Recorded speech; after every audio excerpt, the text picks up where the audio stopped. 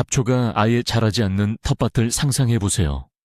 흙은 푸석푸석하고 건강해서 뜨거운 햇볕 아래서 몇 시간씩 호미질할 필요도 없는 그런 곳 말이죠.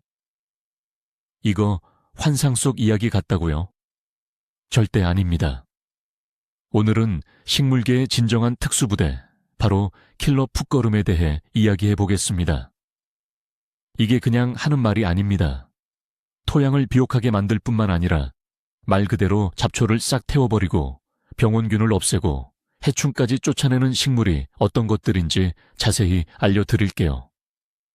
얼마나 간단하면서도 효과적인지 알면 정말 놀라실 겁니다.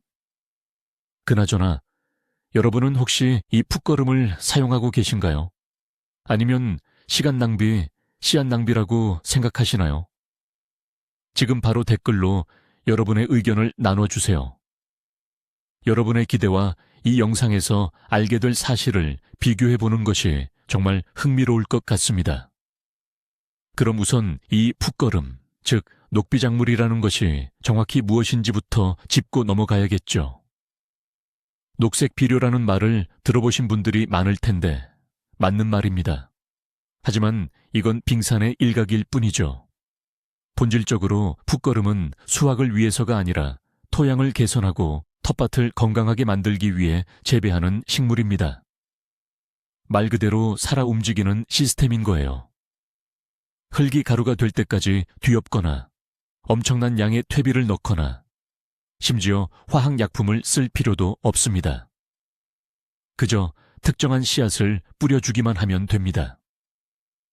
이 식물들이 자라면서 그 강력한 뿌리가 어떤 삽보다도 더 잘 땅을 폭신하게 만들어주고 그 잎과 줄기는 훌륭한 영양분 담요가 되어줍니다. 특히 오늘 우리가 알아볼 몇몇 식물들은 우리의 주적인 잡초와 병해를 상대로 진정한 지하 전쟁을 벌이게 됩니다. 이건 자연과 싸우는 대신 자연의 법칙을 우리에게 유리하게 활용하는 방식입니다. 여러분의 텃밭에 작지만 매우 효율적인 생태계를 만드는 일인 거죠. 그렇다면 녹비작물은 잡초를 어떻게 제압할까요? 첫 번째이자 가장 확실한 방법은 바로 물리적 억제입니다. 예를 들어 수확이 끝난 뒤에 겨자나 귀리 같은 녹비작물을 심었다고 상상해 보세요. 이 작물들은 아주 빠르고 일제히 싹을 틔워 빽빽한 녹색 카펫을 만듭니다. 이 카펫은 마치 두꺼운 담요처럼 땅을 완전히 덮어버려서 잡초 씨앗이 발아할 기회조차 주지 않습니다. 우선 발아의 필수적인 햇빛 자체가 씨앗에 도달하지 못하게 됩니다. 두 번째로 설령 몇몇 잡초가 겨우 싹을 틔운다 하더라도 녹비작물의 줄기와 잎이 만든 이 촘촘한 장막을 뚫고 올라오는 것은 사실상 불가능에 가깝습니다. 녹비작물의 뿌리 또한 땅속 공간을 아주 적극적으로 장악하면서 경쟁자들을 위한 자리를 전혀 남겨두지 않습니다. 이는 숲속에서 나무의 울창한 수간 아래에는 풀이 거의 자라지 못하는 것과 같은 원리입니다. 우리는 밭에 의도적으로 이런 환경을 조성하여 녹비작물이라는 문화적 숲에 전적인 자유를 주는 겁니다. 이 숲은 잡초 덤불이 발붙일 틈을 아예 주지 않는 거죠. 이 방법은 특히 씨앗으로 번식하는 1년생 잡초를 처리하는 데 매우 효과적입니다. 하지만 물리적으로 덮어 질식시키는 것은 시작에 불과합니다. 진짜 흥미로운 일은 화학적 수준에서 벌어지죠. 바로 타감작용, 즉 알렐로파시, 알렐로파티라는 개념이 있습니다. 쉽게 말해 식물들 사이에서 벌어지는 화학전쟁인 셈이죠. 일부 녹비작물은 이 분야의 진정한 대가입니다. 이들은 뿌리와 지상부가 특정 물질, 즉 다른 식물에 유독한 콜린코리네이라는 것을 토양에 분비합니다. 이 물질들은 잡초 종자의 발화를 억제하거나 성장을 현저히 늦춥니다. 이러한 화학적 전사의 가장 확실한 예는 바로 호밀입니다. 호밀의 뿌리 분비물은 매우 강력해서 심지어 호밀을 베어내고 흙 속에 갈아 넣은 후에도 몇 주 동안 토양에 그 효과가 남아 있습니다.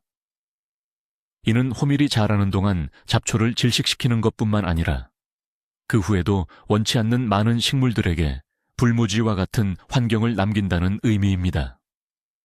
물론 일정 강역을 둔다면 이후의 작물 재배에는 전혀 방해가 되지 않습니다. 결론적으로 이는 토양을 오염시키지 않고 오히려 토양을 비옥하게 만드는 천연 제초제인 셈이죠. 이제 병충해 문제로 넘어가 보겠습니다. 역병이나 더댕이병, 그리고 각종 부패균 같은 많은 병원균들은 토양 속에 수년 동안 생존하며 축적됩니다. 우리는 작물 재배 위치를 바꿔 심어도 병원균 포자들은 그대로 남아 때를 기다리죠. 이럴 때 녹비작물, 시데라트, 이웃이 바로 토양의 위생병 역할을 합니다. 어떤 원리로 작용하는 걸까요?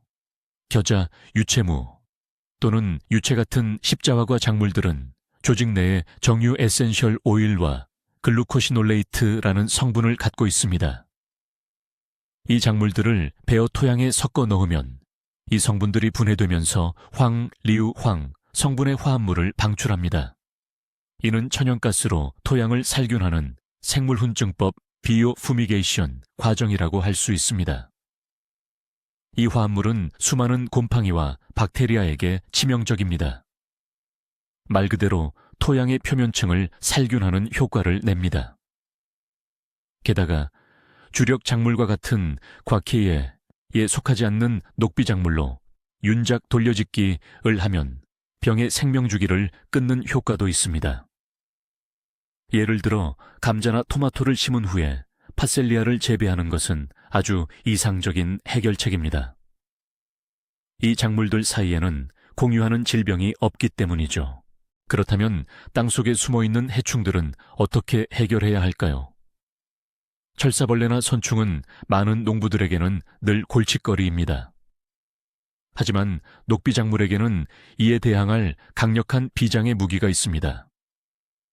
이 작물들 중 일부는 해충에게 아예 먹을 수 없거나 치명적인 독성을 가지고 있습니다. 예를 들어 겨자와 무는 뿌리에서 매운 분비물을 배출해 철사벌레, 즉 방가벌레의 유충을 효과적으로 쫓아냅니다. 해충들은 이런 환경에서는 서식하는 것 자체를 불편하게 느끼는 것입니다. 뿌리에 피해를 입히는 미세한 벌레인 선충은 메리골드 금잔화가 완벽하게 처리해줍니다. 이 꽃들의 뿌리는 선충에게 치명적인 독인 티오펜을 분비합니다. 선충에 오염된 지역에 메리골드를 녹비작물로 심으면 해충의 개체수를 크게 줄일 수 있습니다. 루핀 역시 알칼로이드를 함유하고 있어 다양한 토양 해충을 퇴치하는 데 도움을 줍니다. 결국 우리는 단순히 땅을 비옥하게 만드는 것을 넘어섭니다. 해충들이 살거나 번식할 수 없는 극한의 환경을 조성하여 그들이 스스로 우리의 밭을 떠나게 만드는 것입니다. 자, 그럼 저희 텃밭 지킴이 녹색 특공대의 첫 번째 전사를 소개합니다. 바로 흰 겨자입니다. 아마도 녹비 작물 중에서 가장 대중적이고 쉽게 구할 수 있는 작물일 겁니다. 이 녀석의 가장 큰 무기는 바로 속도입니다. 성장 속도가 정말 놀랍습니다. 말 그대로 한 달 만에 엄청난 양의 단단한 녹색 물질을 축적합니다. 덕분에 잡초를 빠르게 제압하는데 완벽한 식물이 되죠. 밀도 높게 파종하면 일주일 만에 잡초가 뿌리 내릴 수 없는 녹색 카펫을 보게 될 겁니다. 하지만 이 작물의 진짜 슈퍼파워는 바로 토양 소독 능력에 있습니다. 흰 겨자 식물 전체에 함유된 에센셜 오일은 감자 역병이나 더댕이병, 파상풍 같은 병원균의 성장을 효과적으로 억제합니다.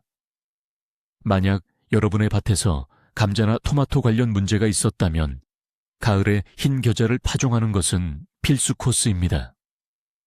이 작물은 토양 속의 철분을 결합하여 병원균이 이를 사용하지 못하게 막아줍니다. 게다가 군뱅이 와이어웜도 기피하는 작물이죠. 중요한 주의사항. 흰 겨자는 십자화과 배추과 식물입니다. 따라서 배추, 무, 양배추 등 같은 십자화과 작물 앞이나 뒤에는 절대 심지 않아야 합니다. 공통된 해충과 질병이 토양에 축적되는 것을 막기 위해서입니다. 다음으로 소개할 작물은 유채무입니다. 겨자가 옆으로 퍼져 촘촘한 카펫을 만드는 역할을 한다면 이 무는 땅속을 파고드는 드릴 작업자입니다. 이 작물의 곧게 뻗은 뿌리는 무려 1.5m에서 2m 깊이까지 흙을 뚫고 들어갑니다. 수천 개의 작은 천연 드릴이 여러분의 흙 속에서 작동한다고 상상해 보세요. 무뿌리는 단단하게 다져진 경반층을 파괴하여 토양을 부드럽고 통기성이 좋고 보수력이 뛰어난 상태로 바꿔줍니다. 이는 특히 무겁고 찰진 점토 토양에 아주 효과적입니다. 다음 봄에는 흙이 솜털처럼 부드러워져서 아마 삽이 필요 없을 정도일 겁니다. 무는 겨자와 마찬가지로 십자화과 식물이며 곰팡이 감염과 같은 토양 병해를 훌륭하게 소독하는 능력을 가지고 있습니다. 하지만 무에게는 선충 방제라는 특별한 전문 분야가 있습니다.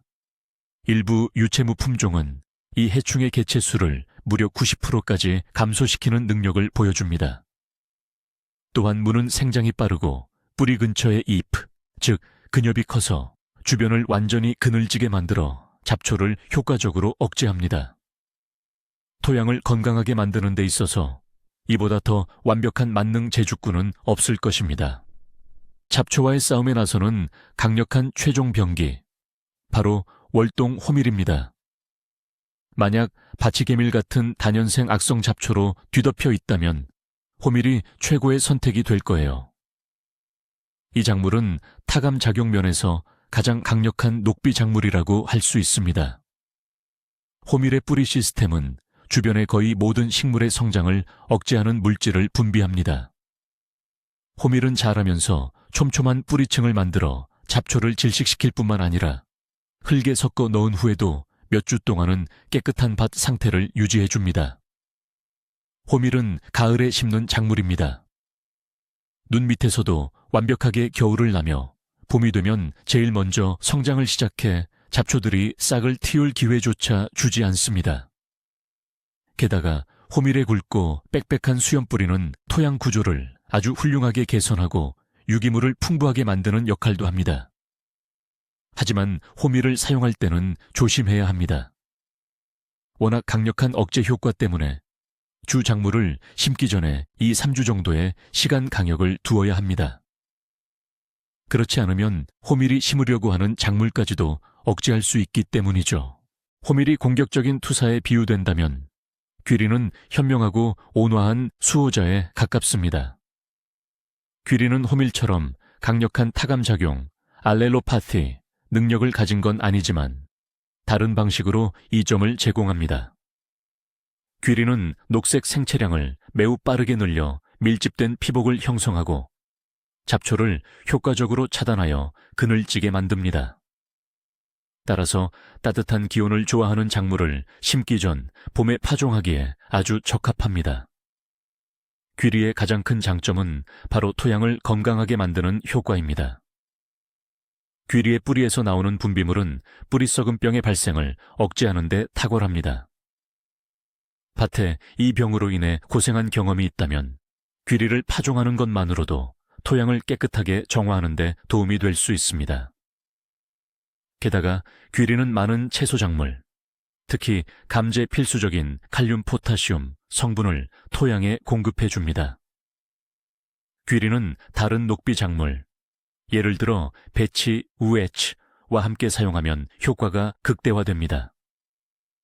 배치는 질소를 공급하고 귀리는 배치에게 지지대 역할을 해주며 동시에 잡초를 막아주는 역할을 합니다.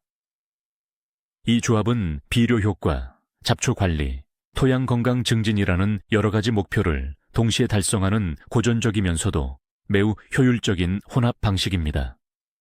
만능 해결사이며 보기에도 아름다운 파셀리아를 소개합니다.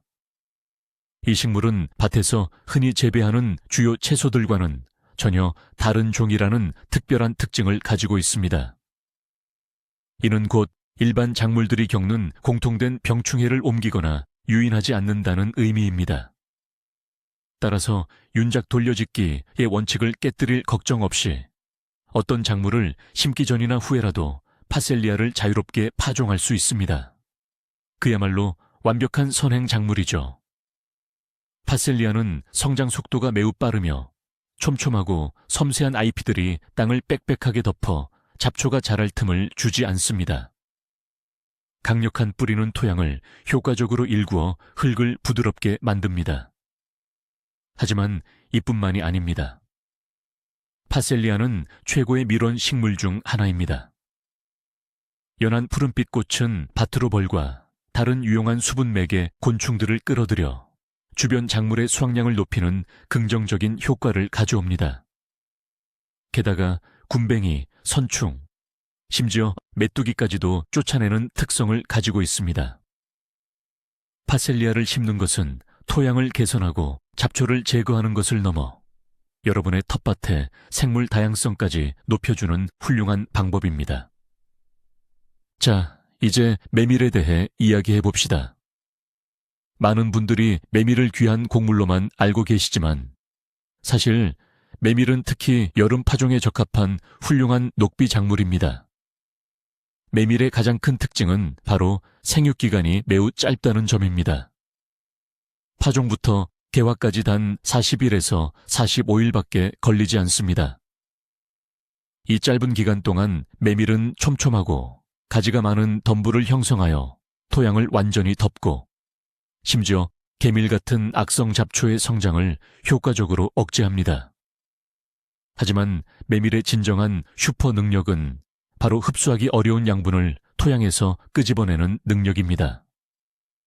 메밀 뿌리에서는 산성 물질이 분비되는데 이 산성 물질이 토양의 불용성 형태로 갇혀있는 인산염을 식물이 쉽게 흡수할 수 있는 형태로 바꿔줍니다. 즉, 메밀은 자신뿐만 아니라 다음에 심을 작물까지 먹여 살리는 셈이며 이용 가능한 인피, 성분을 토양에 비축해 두는 것입니다. 또한 토양을 칼륨으로도 풍부하게 만듭니다. 따라서 메밀은 여름 중순, 예를 들어 조생 감자나 양파를 수확하고 비워진 밭을 빠르게 채우고 가을 파종을 준비하기에 가장 이상적인 선택입니다. 이제 콩과 식물에 대해 알아보겠습니다. 이 식물들은 말 그대로 질소 생산 공장입니다. 콩과 식물의 뿌리에는 특별한 뿌리옥 박테리아가 살고 있는데 이 박테리아는 공기 중의 질소를 흡수하여 식물이 이용할 수 있는 형태로 전환시킵니다. 따라서 배치, 루핀, 클로버, 완두콩 같은 콩과 녹비 작물을 심는 것은 필수 영양소인 질소를 토양에 보충하는 가장 자연스럽고 저렴한 방법입니다. 예를 들어 루핀은 한 계절 동안 10제곱미터당 최대 200g의 질소를 토양에 축적할 수 있습니다.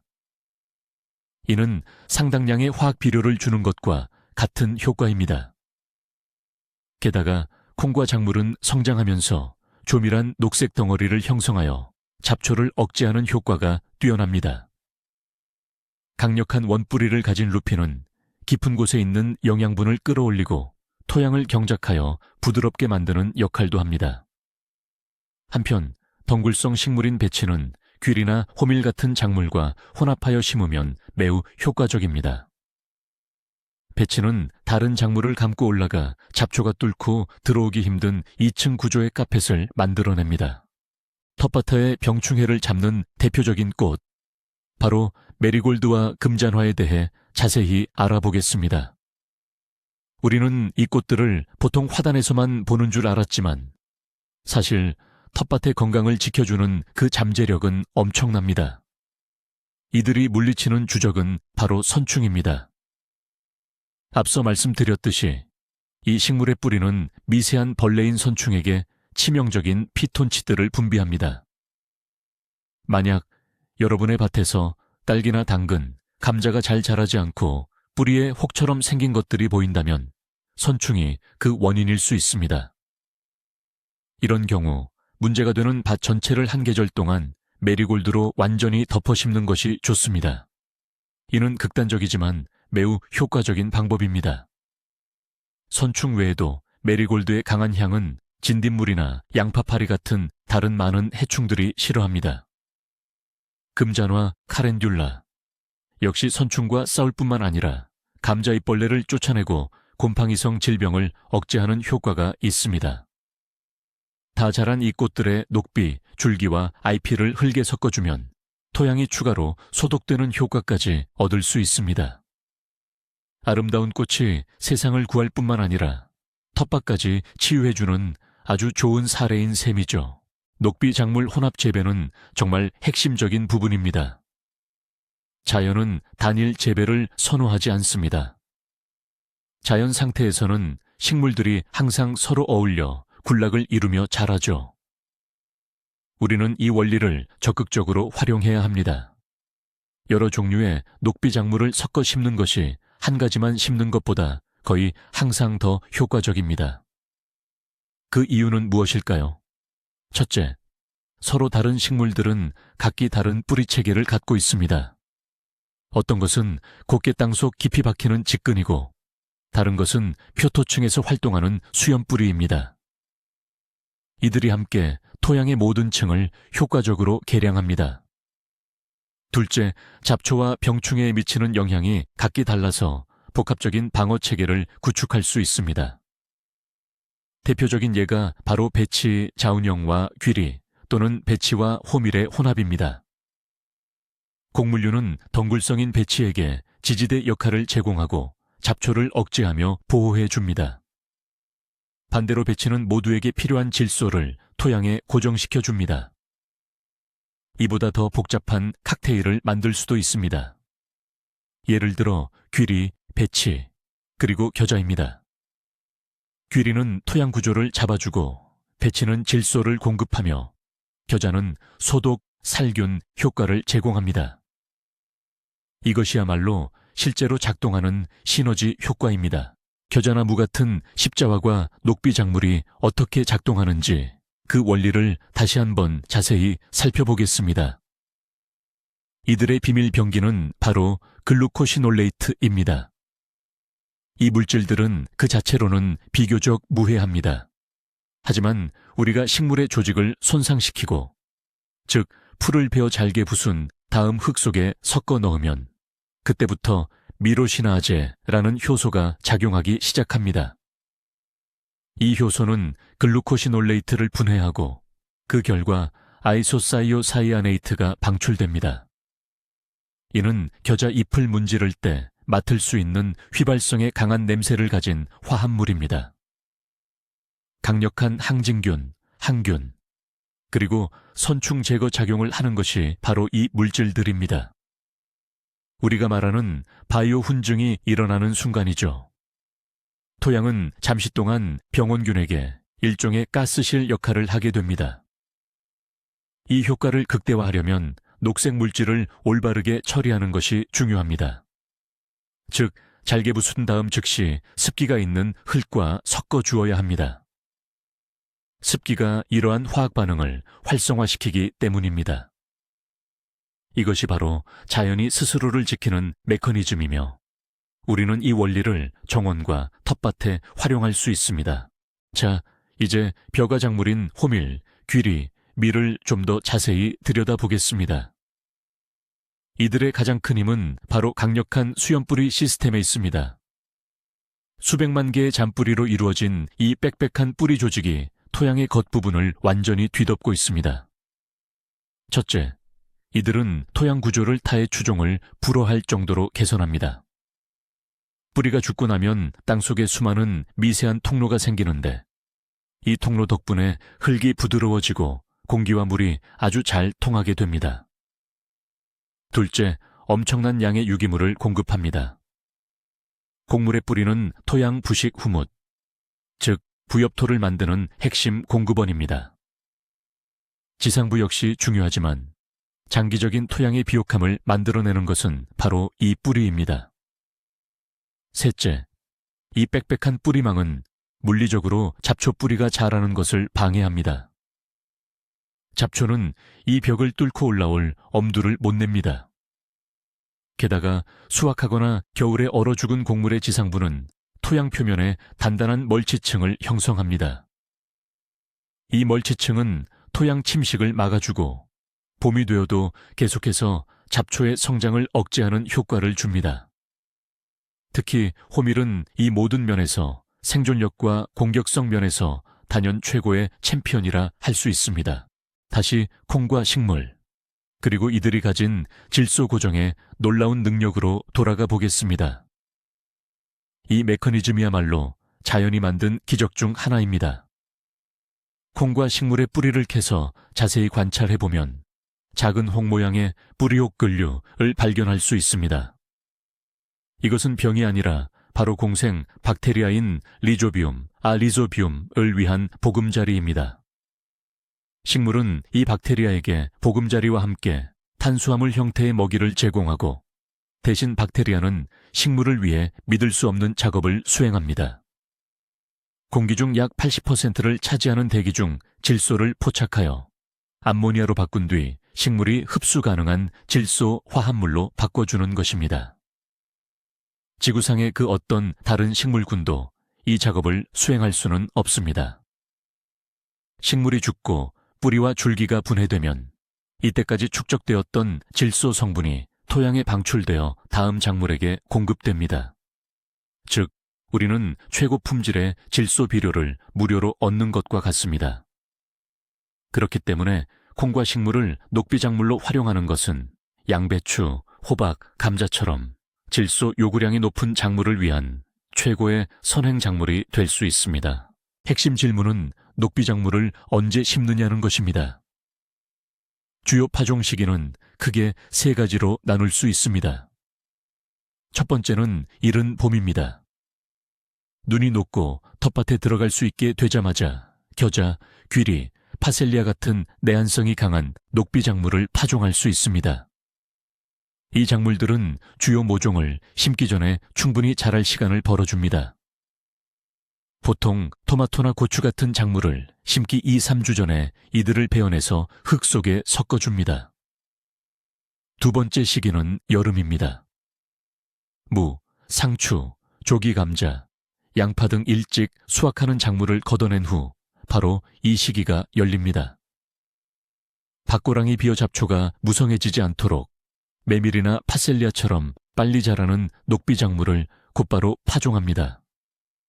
그리고 세 번째이자 가장 중요한 시기는 가을입니다.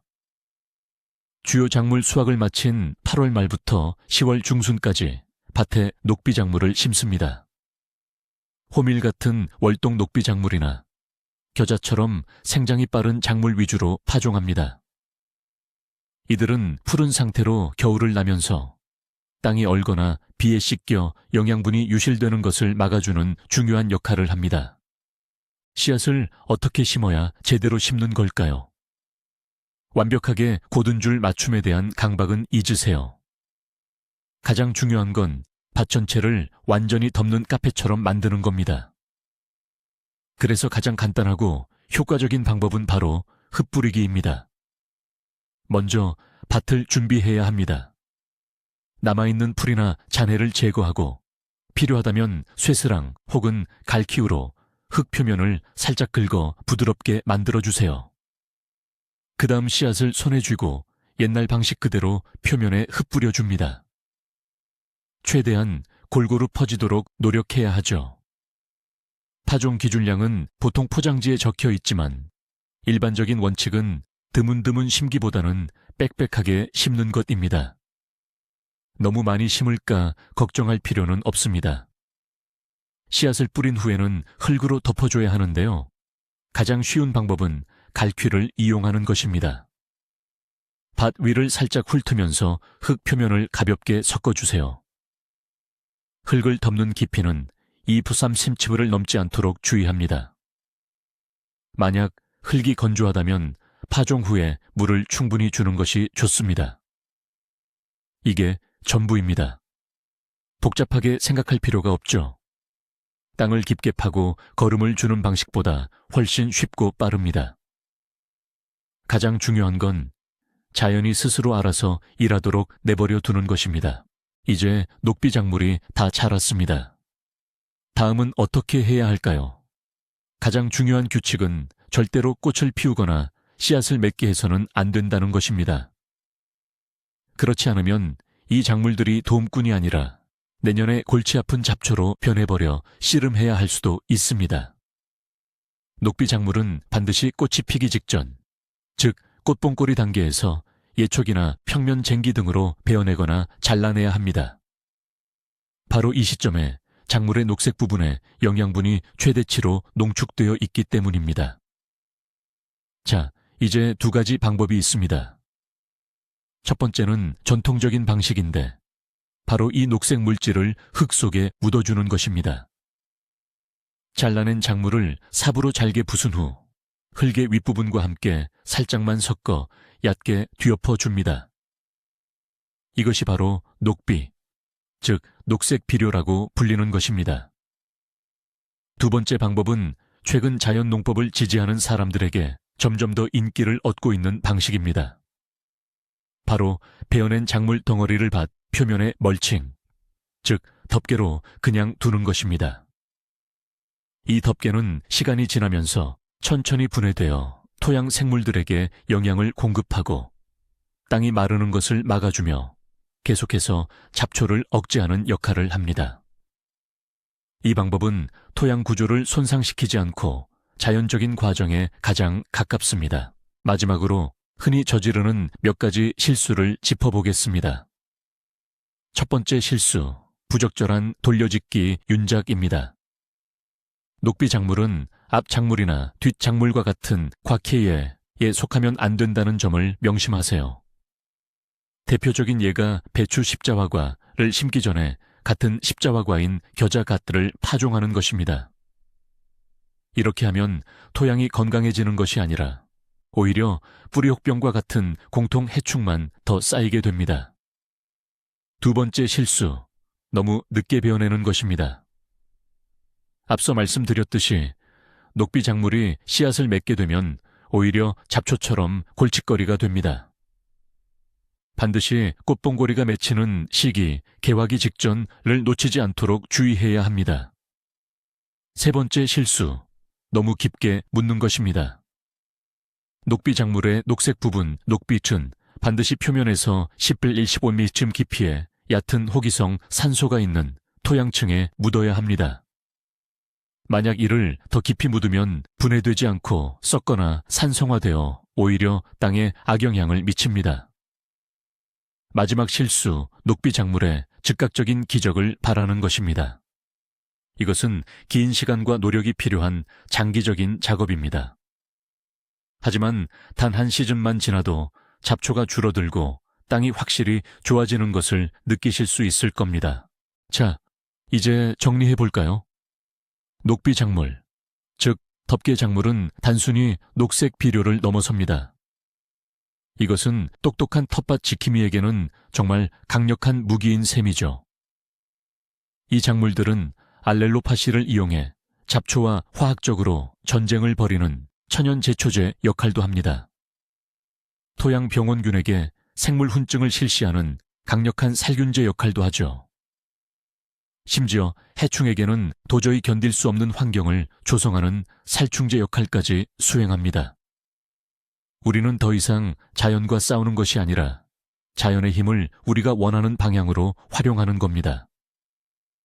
끝없는 김매기, 흙파기, 화학약품 처리 대신 우리는 단 하나의 단순한 행동을 합니다. 바로 이 귀찮고 힘든 일들을 대신 처리해줄 제대로 된 식물을 심는 것입니다. 이것이 바로 유기농적이고 현명한 농사법의 기본입니다. 영상 끝까지 시청해 주셔서 감사합니다. 이 내용이 여러분께 도움이 되었고 이제 자연의 힘을 빌려 잡초와의 전쟁을 선포할 준비가 되셨다면 좋아요를 눌러주시고 건강한 텃밭에 대한 새로운 비법을 놓치지 않도록 채널 구독도 꼭 부탁드립니다. 자, 이제 여러분께 질문 드립니다. 여러분의 텃밭에서 가장 먼저 시도해보고 싶은 킬러 녹비 작물은 무엇인가요? 아니면 이미 여러분만의 검증된 최애 작물이 있으신가요? 댓글로 남겨주시면 함께 이야기 나눠보겠습니다.